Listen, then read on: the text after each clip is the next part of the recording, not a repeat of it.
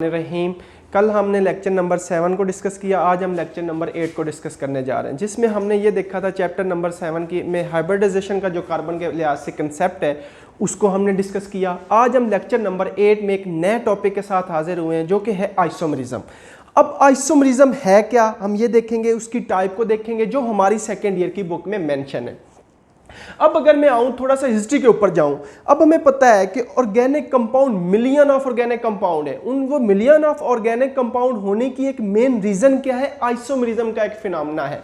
अब आइसोमरिज्म की अगर मैं हिस्ट्री के ऊपर जाऊं तो क्या हुआ, साइंटिस्ट ने यह देखा कि एक लैक्टिक एसिड होता है जिसको हम 2 हाइड्रोक्सी प्रोपेनोइक एसिड का नाम देते हैं, वो मिल्क के अंदर भी प्रेजेंट होता है और हमारे मसल सेल के अंदर भी प्रेजेंट होता है। जब साइंटिस्ट ने देखा कि जो मिल्क के अंदर लैक्टिक एसिड था और हमारे मसल के अंदर था, उनका मॉलिक्यूलर फार्मूला जो था वो तो सेम था, बट उनका जो स्ट्रक्चर फार्मूला था, उनका जो मॉलिक्यूलर फार्मूला था वो तो सेम था, बट उनकी प्रॉपर्टीज को जब देखा गया वो क्या थी, डिफरेंट थी। जब वो डिफरेंट थी तो साइंटिस्ट ने ख्याल करना शुरू किया, काम करना शुरू किया कि क्या मॉलिक्यूलर फार्मूला सेम है बट स्ट्रक्चर फार्मूला डिफरेंट है। तो उससे जाके आइसोमरिज्म की कहानी स्टार्ट हुई और इसका फिनोमेना स्टार्ट हुआ। अब बातें जरा अपने टॉपिक के ऊपर। आइसोमरिज्म है क्या? बेसिकली अगर मैं ये कहूं, आइसोमरिज्म का word is a combination of two words का कॉम्बिनेशन है, जिसमें आइसो मीन क्या होता है, सेम, जबकि मर मीन क्या होता है, यूनिट। अब आइसोमरिज्म को अगर प्रॉपर वे में डिफाइन करें तो आइसोमरिज्म क्या है, it is a phenomena in which दो organic compound two or more organic compound which have same molecular formula but different structure formula as well as their properties।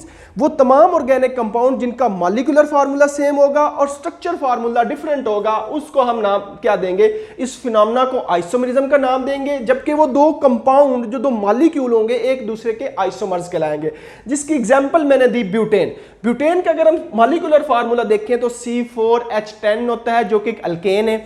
अब जब इसके structure फार्मूले के ऊपर आए तो एक इसका एन-ब्यूटेन स्ट्रक्चर बनता है जो कि मैंने पहला मेंशन किया। अब दूसरा इसका क्या बनता है, आइसोब्यूटेन बनता है।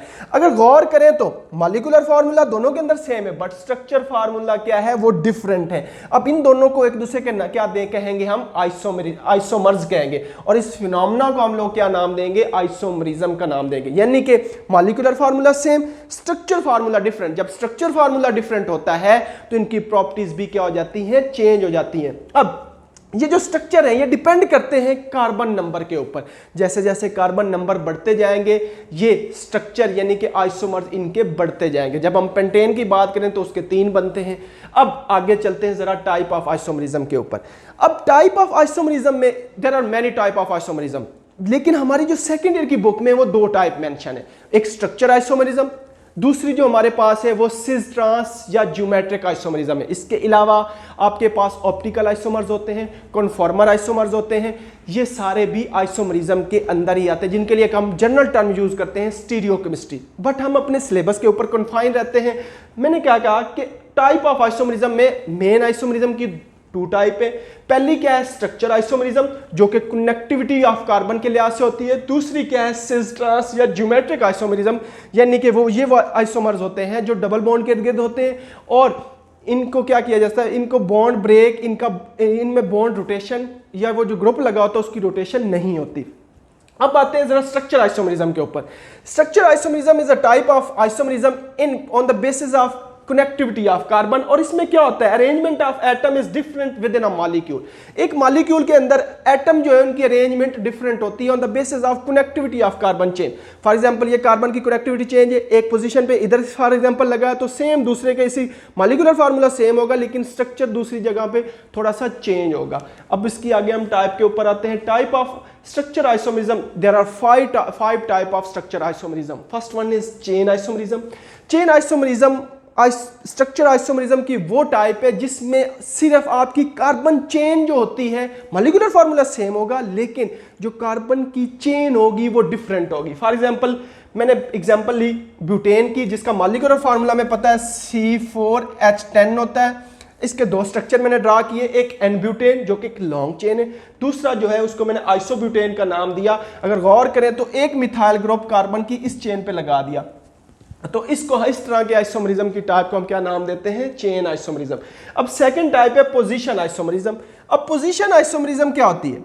ये स्ट्रक्चर आइसोमरिज्म की एक टाइप है जिसके अंदर position of functional group is different on a carbon chain, यानी कि जो कार्बन चेन है उसके ऊपर जो फंक्शनल ग्रुप लगा है वो डिफरेंट होगा। फॉर एग्जांपल इसमें अगर देखें तो ये एक अल्काइल हैलाइड है, इसमें जो आपकी क्लोरीन है वो फर्स्ट कार्बन की पोजीशन के ऊपर मैंने मेंशन की, जबकि सेकंड के अंदर मैंने जो मेंशन की क्लोरीन वो दूसरी कार्बन के ऊपर मेंशन की। अगर इनको गौर से देखें तो इनका मॉलिक्यूलर फार्मूला सेम है but structure formula still is different.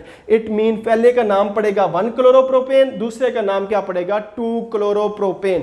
तो इस तरह हमारा लेक्चर जो है वो कंटिन्यू है। आगे हाजिर होते हैं हम तीसरी टाइप के।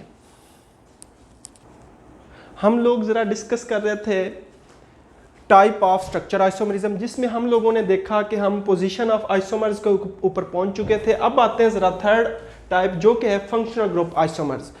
फंक्शनल ग्रुप आइसोमरिज्म क्या होते हैं? ये ऐसे आइसोमरिज्म होते हैं, those type of structure isomerism in which functional group is different. This type of isomerism is known as functional group isomerism. For example, अगर देखें तो इन दो, इसका एक ये ईथर है और ये क्या एक अल्कोहल है, दोनों का अगर गौर से मुशाहिदा करें, ऑब्जर्व करें तो इनका मॉलिक्यूलर फार्मूला सेम है बट स्ट्रक्चर फार्मूला क्या है, डिफरेंट है। और वो स्ट्रक्चर फार्मूला डिफरेंट भी किस बुनियाद के ऊपर है? फंक्शनल ग्रुप की बुनियाद के ऊपर है। हम ये कहते हैं कि अगर ROR हो तो हम उसको ईथर में इंक्लूड करते हैं ऑर्गेनिक कंपाउंड में। अगर OH ग्रुप फंक्शनल ग्रुप लगा हो तो हम उसको क्या नाम देते हैं? अल्कोहल का नाम देते हैं। अगर इसका गौर से फिर मुशाहिदा करें तो हम लोगों ने देखा कि ये एक ईथर बन रहा है, ये एक अल्कोहल है, दो different type of organic compound है, जबकि दोनों के अंदर अगर गौर से देखें तो मॉलिक्यूलर फार्मूला सेम है। इस टाइप की आइसोमरिज्म, स्ट्रक्चर आइसोमरिज्म को हम लोग कहेंगे फंक्शनल ग्रुप आइसोमरिज्म। अब फोर्थ वन जो है वो क्या है? मेटामरिज्म। अब मेटामरिज्म क्या है? ये भी एक स्ट्रक्चर आइसोमरिज्म की टाइप है जिसके अंदर होता क्या है? Unequal distribution of carbon atom. Functional group जो होता है उसके दोनों साइडों पे अनइक्वल डिस्ट्रीब्यूशन ऑफ कार्बन होते हैं, यानी कि जो फंक्शनल ग्रुप वाली कार्बन है, अगर इसमें गौर करें तो ये कीटोन है। जो फंक्शनल ग्रुप वाली कार्बन है वो क्या है? COO। इसकी इस साइड पे देखें तो 2 कार्बन है, इसकी इस साइड पे 1 कार्बन है। जब इधर हम इस दूसरे स्ट्रक्चर के ऊपर आए तो मैंने क्या किया? लेफ्ट साइड पे 2 कार्बन कर दिए, राइट साइड पे 1 कार्बन कर दिया। तो हम ये कह सकते हैं कि फंक्शनल ग्रुप की दोनों साइडों के ऊपर अनइक्वल डिस्ट्रीब्यूशन ऑफ कार्बन होती है, यानी कि एक जैसे नंबर ऑफ कार्बन नहीं होते। इस टाइप को हम आइसोमरिज्म की टाइप को नाम देते हैं मेटामरिज्म का। अब लास्ट वन है टाटामरिज्म। अब टाटामरिज्म क्या होता है? ये वो टाइप ऑफ स्ट्रक्चर आइसोमरिज्म है जिसके अंदर विद इन अ मॉलिक्यूल क्या होता है? प्रोटॉन शिफ्ट होता है एक फंक्शनल ग्रुप से दूसरे फंक्शनल ग्रुप के ऊपर। फॉर एग्जांपल क्या? They are different due to the shifting of proton from one atom to another atom. This type of isomerism is known as tautomerism. अब अगर गौर से एग्जांपल देखें तो ये एक general structure of amino acid है, इसका इसी में से जरा देखिए कार्बोक्सिलिक ग्रुप भी है, अमाइन ग्रुप भी लगा हुआ है। इधर से कार्बोक्सिलिक ग्रुप से अगर प्रोटॉन हम डोनेट करें अमाइन ग्रुप को तो ये बन जाएगा Na3 और ये COO नेगेटिव, यानी कि क्या हुआ? एक एटम से, एक ही फंक्शनल ग्रुप से दूसरे विद इन अ मॉलिक्यूल एक एटम से दूसरे एटम की तरफ क्या हुआ? प्रोटॉन शिफ्ट हुआ। जो H पॉजिटिव क्या होता है? प्रोटॉन। इस टाइप को हम नाम देते हैं टाटामरिज्म के अंदर। अब सेकंड टाइप जो आइसोमरिज्म की हमारी बुक में मेंशन है वो क्या है? ज्योमेट्रिक आइसोमरिज्म या सिस ट्रांस आइसोमरिज्म।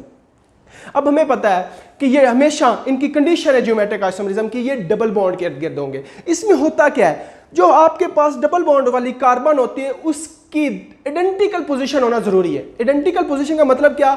उसकी वो जो दो फंक्शनल ग्रुप प्रेजेंट हैं वो या तो उसकी सेम साइड पे होने चाहिए या अपोजिट साइड पे होने चाहिए। इस बुनियाद के ऊपर ज्योमेट्रिक आइसोमरिज्म की 2 टाइप है, सिस और सेकंड वन है ट्रांस।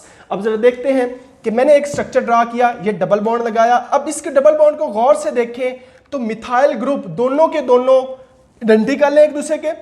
अब ये सेम साइड पे लगे हुए हैं, ऊपर वाली साइड पे, जबकि हाइड्रोजन नीचे वाली साइड पे। इस टाइप के मॉलिक्यूलर, इस टाइप के आइसोमर्स को क्या नाम देंगे? सिस आइसोमर्स। जबकि अगर मैं यही मिथाइल ग्रुप एक इसी कार्बन वाला इधर लगाऊं और इस ये वाला बिल्कुल नीचे इसके अपोजिट साइड पे कर दूं तो इस वाली पोजीशन को नाम क्या देंगे? ट्रांस आइसोमर्स का नाम देंगे। तो इस तरह हमारा लेक्चर नंबर 8 कंप्लीट हुआ। कल हाजिर होते हैं नए चैप्टर के साथ, चैप्टर नंबर 8 के साथ। Stay home, stay safe. अल्लाह हाफिज।